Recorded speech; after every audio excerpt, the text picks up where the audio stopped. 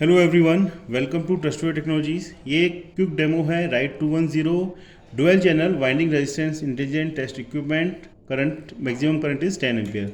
सो मैं यहाँ पे इंस्ट्रूमेंट को स्विच ऑन कर रहा हूँ मैं। और फ्रंट पैनल के बारे में आपको सबसे पहले मैं बताता हूँ मैं। तो यहाँ पे फ्रंट पैनल में आप देख रहे हैं, यहाँ पे एक तो है आई प्लस टर्मिनल और ये है मेरा आई माइनस टर्मिनल। आई प्लस यहाँ से करंट एंटर होती है और आई माइनस यहाँ से करंट एग्जिट होती है। इसके अलावा मेरे पास में 2 चैनल वोल्टेज के है। तो एक है मेरे पास में V1 प्लस और V1 माइनस, और दूसरा है मेरे पास में V2 प्लस और V2 माइनस। यहाँ पे टैग्स दिए हुए हैं प्रॉपर, V1 प्लस आई प्लस सब पूरा इसमें मेंशन है। इसके साथ में हमने टेप भी लगाया हुआ है यहाँ पे, इलेक्ट्रिक टेप। तो उससे आपको समझ में आ जाएगा कि ये वोल्टेज वाले हैं और ये करंट वाले हैं, जिसमें टेप नहीं होगा। और ये कलर कोडेड है, येलो ब्लू, और ये है रेड और ब्लैक। तो ऐसे भी इसको आप आइडेंटिफाई कर सकते हैं, कोई कन्फ्यूज़न होगा नहीं आपको। यहाँ पे सेफ एलईडी है। जब आप इस इंस्ट्रूमेंट को ऑन करते हैं, चार्जिंग करते हैं, और चार्जिंग के बाद जब स्टॉप की प्रेस करेंगे तो ये सेफ एलईडी आपको इंडिकेट देगी कि आप सेफ़ है, रिमूव कर सकते हैं बाकी कनेक्शंस वगैरह।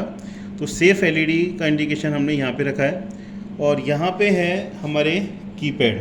तो कीपैड इसका बहुत ही इजी है और इजी टू प्रेस। ये सारे कीज़ हैं और अलग अलग फंक्शन के लिए अलग अलग हमने कीज़ दी है। तो ये सबसे अच्छा ये इसमें फंक्शन है, फैसिलिटी है। और इसके बाद मैं आपको बताना चाहूँगा, इसमें ये यूएसबी पोर्ट है। इससे आप इंस्ट्रूमेंट को कंप्यूटर से कनेक्ट कर सकते हैं और रियल टाइम में डेटा को हम कंप्यूटर में देख सकते हैं। ठीक है, नेक्स्ट हम नज़र करेंगे यहाँ पे जो ऑपरेटिंग गाइड है, यहाँ पे आप इसको रेफ़र कर सकते हैं।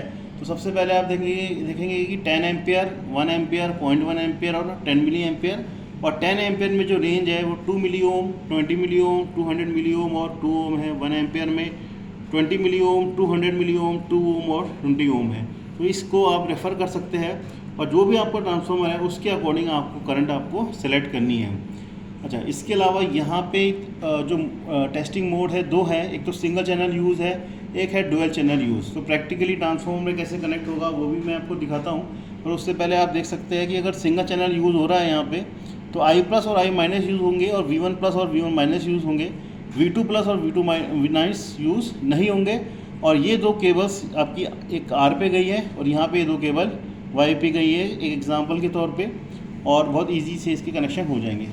सिमिलरली हम देखेंगे यहाँ पे अगर डुअल चैनल यूज़ होएगा तो आई प्लस है, जिसमें LT और ST दोनों में यूज़ कर रहा हूँ। तो आई प्लस मैंने यहाँ पे कनेक्ट कर दिया और आई माइनस मैंने यहाँ पे कनेक्ट कर दिया। ठीक है, इसके अलावा जो V1 प्लस और V1 माइनस है वो मैं R और Y से मेज़र कर रहा हूँ, मैं के अक्रॉस कर रहा हूँ। और जो V2 प्लस और V2 माइनस है वो मैं ST साइड में R और Y के अक्रॉस मेज़र कर रहा हूँ।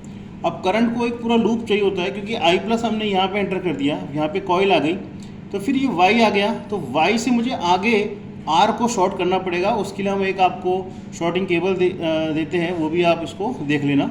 और फिर यहाँ पे R और Y के बीच में कॉइल आ गई। उसके बाद में एग्जिट पॉइंट मेरा I माइनस पे इस टाइप से आ गया। प्रैक्टिकली हम इसको और समझेंगे।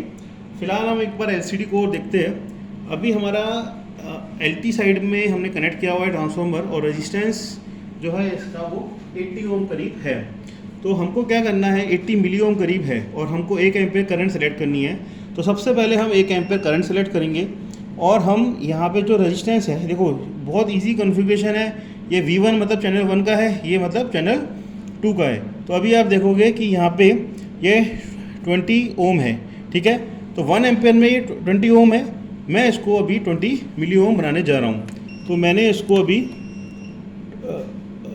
200 मिली ओम है और ये मैं इसको लेट से 2 ओम बनाता हूँ मैं इसको। और यहाँ पे 1 एम्पेयर सिलेक्ट है मेरा। ठीक है, और अब मैं यहाँ पे स्टार्ट की प्रेस कर रहा हूँ, सिंपल। और मैं चाहता हूँ अगर मैं चाहूँ तो V2 चैनल को इसको मैं ऑफ़ भी कर सकता हूँ। तो मैंने यहाँ पे इसको ऑफ़ कर दिया है मेरे चैनल 2 को, और यहाँ पे मैं स्टार्ट की प्रेस कर रहा हूँ।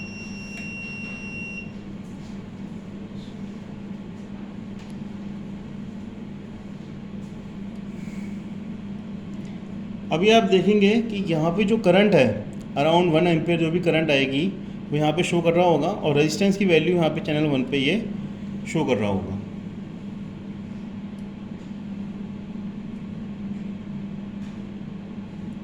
अभी करंट आ चुकी है यहाँ पे 1.364 अराउंड, और रेजिस्टेंस की वैल्यू जो है वो 79.47 मिली ओम आ गई है। आप हमने इसको 2 ओम पे सेलेक्ट किया था, हम इसको 200 मिली ओम पे भी इसको सेलेक्ट कर सकते थे। तो यहाँ पे मेरी रेजिस्टेंस की वैल्यू आ गई है 79.47। अब मैं स्टॉप की प्रेस करूँगा।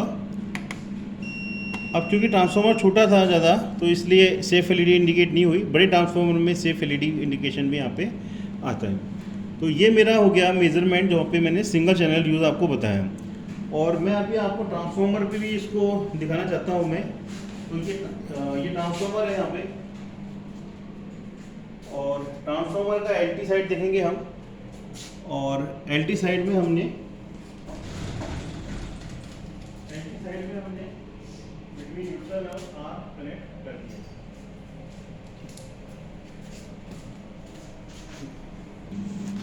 तो ये तो हमने मेज़रमेंट कैसे लेना है वो हमने देख लिया है।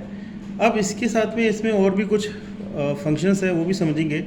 तो देखिए यहाँ पे हम देख रहे हैं फर्स्ट रो में 80 लिखा हुआ है, दैट इज़ एम्बिएंट टेम्परेचर। ये है W, मतलब वाइंडिंग टाइप कॉपर है या एल्यूमिनियम है, या रेफरेंस टेम्परेचर है 75 है या 20 है। अभी होता ये है कि हमको जो रेजिस्टेंस की वैल्यू होती है वो हमको रिपोर्ट करनी होती है एट 75 डिग्री सेल्सियस और 20 डिग्री सेल्सियस। तो अभी हमने रेजिस्टेंस की वैल्यू अराउंड 79 मिली ओम यहाँ पे हमने मेज़र कर ली थी। अब मैं देखना चाहता हूँ कि 75 डिग्री सेल्सियस में उसकी क्या वैल्यू होगी। अगर मेरी वाइंडिंग जो है वो कॉपर है और मेरा टेम्परेचर है मान लीजिए 28 है, तो मैं क्या कर रहा हूँ यहाँ पे, ये V1 से इसको 25 को मैं बढ़ा रहा हूँ मैं। तो ये 25 था मेरा, सॉरी 80 से मैं बढ़ाऊँगा इसको 28 कर दूँगा। डिक्रीज इस डाउन की से करना है और इंक्रीज अप की से करना है। जो मेरा RT है रेफरेंस टेम्परेचर वो 75 है। एक प्रेस करेंगे तो 20 हो जाएगा, फिर प्रेस करेंगे तो ये 75 हो जाएगा। ठीक है, ये मेरी वाइंडिंग टाइप है, कॉपर है। मैं इसको एल्यूमिनियम भी बना सकता हूँ और कॉपर भी बना सकता हूँ। ठीक है, तो ये सब हो गया। अब मैं क्या करूँगा कि 1 एम्पीयर मैंने सेलेक्ट किया हुआ है और रेंज जो है मैं 200 मिली ओम मैंने सेलेक्ट कर दिया है, और मैं अगेन यहाँ पे स्टार्ट प्रेस कर रहा हूँ। और अब की बार मैं यहाँ पे रीडिंग जो एक्चुअल रीडिंग है वो भी देखूँगा, और जो मेरी रीडिंग कन्वर्जन वैल्यू जो है मेरी 75 पे, अगर मेरी कॉपर वाइंडिंग है और एम्बिएंट टेम्परेचर अभी 28 है, तो क्या होगा वो भी मैं यहाँ पे जानने जा रहा हूँ। तो मेरी करंट आ चुकी है यहाँ पे 1.362 के अराउंड, और यहाँ पे रेजिस्टेंस की वैल्यू आ गई है 79.66 मिली ओम, और अगर मैं रिपोर्ट करना चाहूँगा 75 पे तो वो वैल्यू हो जाएगी मेरी 94.38। और अब मैं यहाँ पे स्टॉप की करूँगा।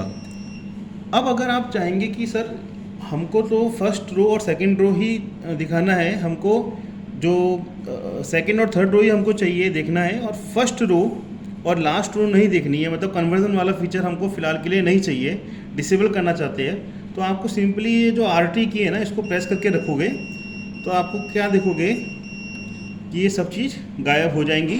जो आपको रेजिस्टेंस मेजरमेंट है एम्बिएंट टेम्परेचर पे वही देख पा रहे हैं आप। अगर आप अगेन सेम चाहते हैं कि मैं कन्वर्जन वैल्यू की सेटिंग भी देखूं और कन्वर्जन वैल्यू देखूं, तो अगेन आपको RT को लॉन्ग प्रेस करना होगा। अब इसके साथ मैं आपको एक और फंक्शन इस इंस्ट्रूमेंट का बताने जा रहा हूँ, वो है ऑटो मोड। कई बार क्या होता है हमको मालूम नहीं होता कि जो रेजिस्टेंस है ट्रांसफार्मर का, एक नॉन ट्रांसफार्मर का, वो क्या है। तो हम क्या कर सकते हैं, इसको ऑटो मोड को यूज़ कर सकते हैं। ऑटो मोड में क्या होगा, थोड़ा सा टाइम ज़्यादा लगेगा, पर अपने आप इंस्ट्रूमेंट जो है सेफली जो रेजिस्टेंस वैल्यू है इसकी, उसके अकॉर्डिंग उसको मेज़र कर लेगा। अभी इसमें पर बात ये है कि जो करंट है ना वो तो आपको सिलेक्ट करनी पड़ेगी, रेजिस्टेंस रेंज सिलेक्शन जो है ना वो ऑटोमेटिक हो जाएगा। फॉर एग्जांपल मैंने 1 एम्पीयर सेलेक्ट कर लिया, मुझे नहीं पता इसकी रेजिस्टेंस वैल्यू क्या है, तो अभी मैं इसको 20 के बाद ऑटो पे डाल देता हूँ। ये ऑटो पे आ गया। अब मैं इसको स्टार्ट प्रेस कर दूंगा, ये अपने आप जो रेंज होगी ना वो अपने आप इसको पकड़ लेगा और रेजिस्टेंस की वैल्यू यहाँ पे शो कर देगा। तो that is auto facility for you.